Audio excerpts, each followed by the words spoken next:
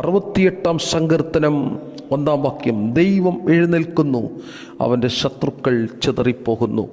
മനുഷ്യൻ്റെ ശത്രു പാപമാണ്, മരണമാണ്. അതിൽ ജയിക്കാൻ മനുഷ്യന് കഴിയാതിരുന്നപ്പോൾ മനുഷ്യൻ്റെ പാപത്തിന് പരിഹാരം വരുത്തുവാൻ യേശു സ്വർഗത്തിൽ നിന്നിറങ്ങി ഭൂമിയിലേക്ക് ഇറങ്ങി വന്നു.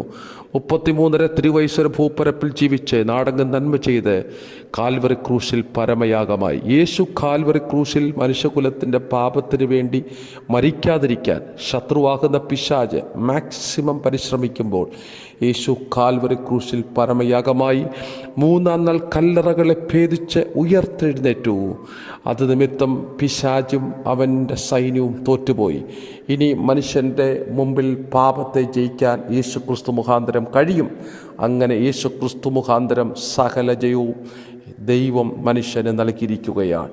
അങ്ങനെയെങ്കിൽ ദൈവത്തിൽ ആശ്രയിക്കാം, ദൈവത്തിൽ ഉറച്ചു നിൽക്കാം. യേശു നമ്മെ സഹായിക്കുമാറാകട്ടെ.